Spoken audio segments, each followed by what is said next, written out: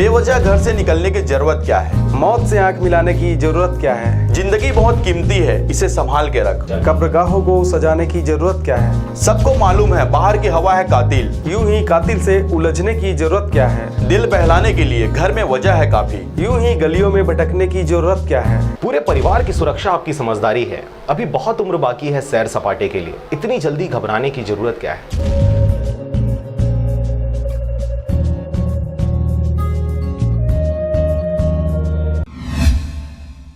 नमस्कार, स्वागत है आपका आरजे रमझाझर में और मैं हूं पुखराज सिंह। बलौदाबाजार जिले के थाना सिटी कोतवाली अंतर्गत नाबालिग लड़की को प्रेमजाल में फंसाकर भगाने सहित पैसे की उगाही करने का मामला सामने आया है। देखिए रिपोर्ट। विश्व में फैली महामारी और त्रासदी के बावजूद भी निर्लजों के द्वारा अपनी करतूत को लगातार अंजाम दिया जा रहा है। इसी कड़ी में 18 अप्रैल की शाम बलौदाबाजार जिले का रहने वाला इजराइल खान अपने क्षेत्र की ही रहने वाली नाबालिग लड़की को अपने प्रेम जाल में फंसाकर बार बार उसे मिलने को बुलाता रहा। इस दौरान कई दफा उससे पैसे की उगाही भी करता रहा।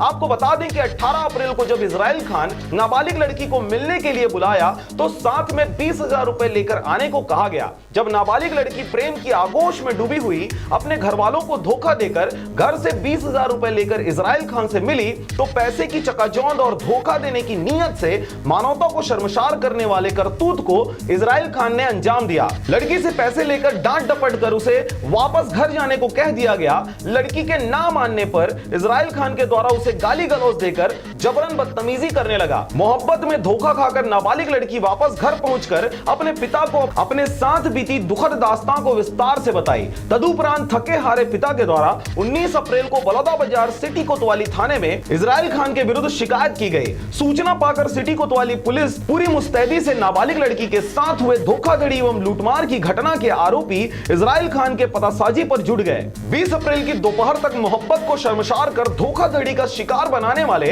अपराधी को पुलिस द्वारा पकड़ लिया गया। 21 वर्षीय इजराइल खान को अपराध क्रमांक 254/2020 धारा 365, 366, 376, 354, 506, 384, 450 व पास्को एक्ट के साथ ST/SC एक्ट लगाकर न्यायिक रिमांड पर जेल भेज दिया गया है। बहरहाल पूरे क्षेत्र में कोरोना महामारी का प्रकोप अभी भी जारी है, परंतु फिर भी मोहब्बत की अगन धड़काए बेवकूफों के द्वारा घरों से निकलकर लूटमार का शिकार हो रहे हैं। ऐसे में एक बार फिर से आरजे रमझाझर आप सबों से अपील करता है, कृपया मोहब्बत में अंधे ना बने। माता पिता का प्यार ही सच्चा व पवित्र प्यार होता है। कृपया उन्हें धोखा ना दें और घरों में रहें। बलौदाबाजार से मनोहर बंजारे के साथ ब्यूरो रिपोर्ट आरजे रमझाझर।